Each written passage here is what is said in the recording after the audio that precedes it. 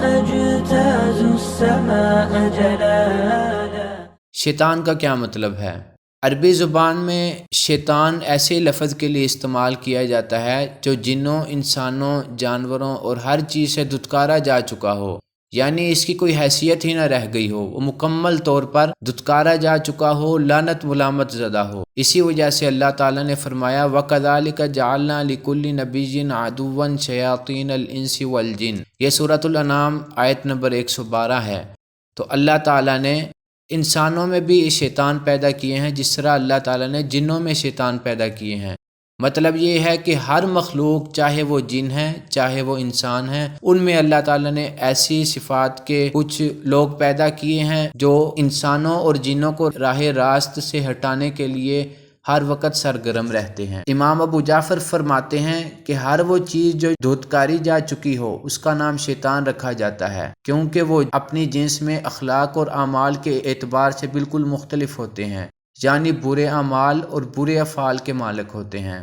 عربی زبان کا ایک محاورہ ہے شاطنت داری من دارک، یعنی کہ میرا گھر تیرے گھر سے دور ہے۔ عربی زبان کے اس محاورے سے ہمیں یہ پتہ چلتا ہے لفظ شیطان کا مطلب ہے دور ہونا، دھتکارا جانا۔ اب ہم لفظ الرجیم کی طرف آتے ہیں، اس کے بارے میں ہم بات کرتے ہیں۔ اس کا کیا مطلب ہے؟ رجیم کا لفظ ہے لعنت زدہ ہے، جس کو گالیاں دی گئی ہوں، جس کو لعنت ملامت کی گئی ہو۔ لفظ رجیم کا مطلب ہے مرجوم، یعنی گالی دیا گیا، پھٹکارا ہوا، جس پر لعنت ڈالی گئی ہو۔ اور لفظ رجیم جو ہے یہ رجم سے نکلا ہے، جس کا مطلب ہے پھینکنا۔ اللہ تعالیٰ نے شیطان کے لیے لفظ رجیم کا استعمال کیا ہے کیونکہ اللہ تعالیٰ نے اس کو آسمانوں سے دھتکار دیا تھا، اور اللہ تعالیٰ اس پر اس وقت شہاب ثاقب پھینکتے ہیں جب وہ آسمانوں پر اللہ تعالیٰ اور فرشتوں کے مابین ہونے والی گفتگو سننے جاتا ہے۔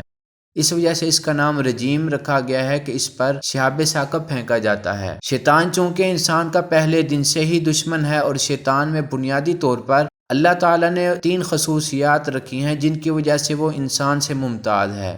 پہلی بات یہ ہے کہ شیطان آگ سے بنا ہوا ہے اور وہ اندیکھی مخلوق ہے، مگر ہماری نظروں سے اوجھل ہے، جسے ہم کبھی نہیں دیکھ سکتے۔ جس طرح پہلے گزر چکا ہے کہ شیطان انسان کے جسم میں اس طرح دوڑتا ہے جیسے انسان کے جسم میں خون دوڑتا ہے، اس لیے نبی کریم صلی اللہ علیہ وسلم نے جماعی لیتے وقت منہ پر ہاتھ رکھنے کا حکم دیا ہے کہ کہیں شیطان انسان کے اندر جا کر انسان کو وسوسے میں نہ ڈال دے۔ اور آخری جو خصوصیت ہے وہ یہ کہ شیطان ہمارے دماغ میں بات ڈال سکتا ہے، اور اللہ تعالیٰ نے اس کو یہ طاقت دی ہے کہ وہ ہمارے اندر وسوسے ڈالے، ہمیں برائی کی طرف بلائے، اور ہمیں اب برائی یا برے کاموں کی طرف بھی وہ بلا سکتا ہے۔ یہی وہ خصوصیات ہیں جن کی وجہ سے شیطانوں کو انسانوں پر برتری حاصل ہے۔ اب ہم اس بات کی طرف آتے ہیں کہ شیطان سے پناہ کیوں مانگنی چاہیے۔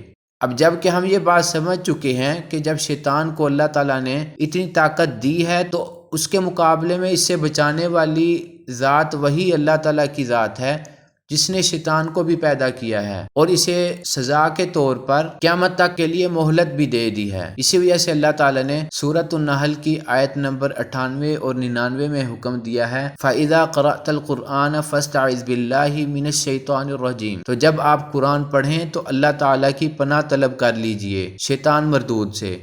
اب جب ہم قرات سے پہلے تعوذ یا استعاذہ پڑھتے ہیں، اور استعاذہ کا حکم اللہ تعالیٰ نے اس وجہ سے دیا ہے تاکہ قرآن پڑھنے والے پر قرات خلط ملط نہ ہو، اور شیطان اسے قرآن مجید کے الفاظ کا مطلب سمجھنے اور ان میں غور و فکر کرنے سے نہ روکے۔